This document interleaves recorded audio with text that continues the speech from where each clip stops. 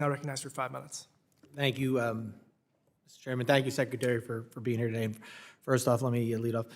I was one of the people you were in negotiations with over SALT last year, and I really appreciate the hard work and the commitment and helping us get it across the finish line. And a lot of my constituents are going to see a big benefit. Congressman, I can tell you, as also the IRS chairman, that the second largest refunds are going to come from your constituents or go to your constituents because of the SALT deduction. It's going to be great, and hopefully, like myself, the rest of my constituents, I think, are going to plow that money back into the economy with some purchases when they get their refund this year. So thank you for all the hard work you did there with us.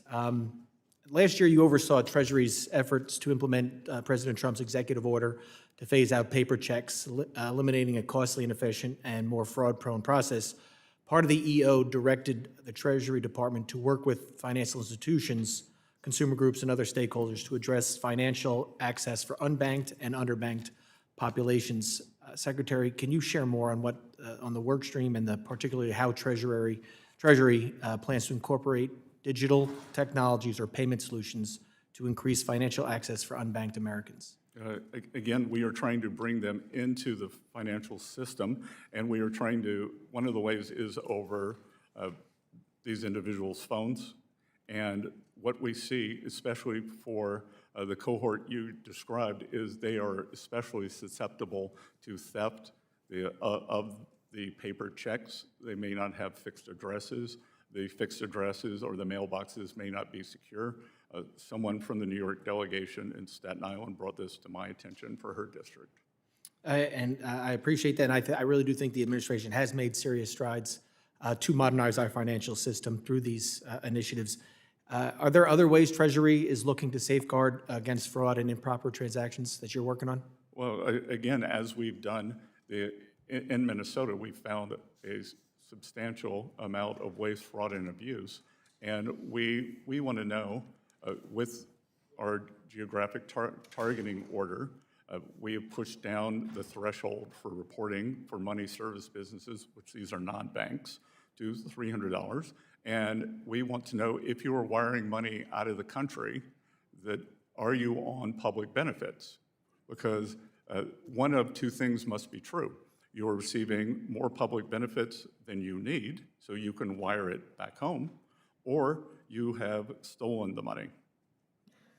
Is there anything that Treasury is working on any other payment modernizations that you're all working on right now? We're constantly working on payment modernizations. We're working with the Fed to modernize their Fed now. We are looking at ways on digital assets also. Great. I'm going to switch gears a little bit here. Myself, just as any other member, has constituents that will face emergencies. You know, you can't plan for those. You know, whether it's a natural disaster, medical emergency, unexpected. You know, your refrigerator stops working at home. So they have to, and a lot of people don't have savings accounts, so they often have to rely on short-term credit to cover basic expenses that arise from these emergencies. Would you agree, Secretary, that access to credit can be a critical lifeline for millions of Americans, particularly middle and lower income households? Yes. What actions is the administration taking to promote affordable and responsible access to credit for American households? Again, we believe by some of the financial deregulation that we have done, especially for community banks, this will lead to more credit for communities rather than the money coming from a distant credit card agency. I appreciate that answer, Mr. Secretary. And last, as chairman of the Homeland Security Committee, cybersecurity is one of my top priorities.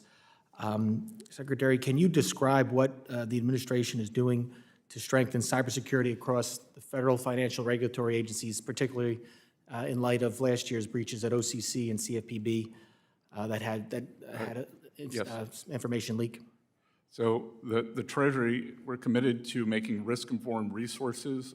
We constantly work on emerging threats, and we are in close collaboration with our financial sector partners, both as a push and a pull. We recently had a group of them into Treasury for a very large conference on best practices, sharing with each other, sharing with us. and we've used that as a convener, and then our convening ability, and then also Gentleman's time has expired. we've identified it as a financial stability concern. I appreciate Chair- my time has expired. Thank you. Chair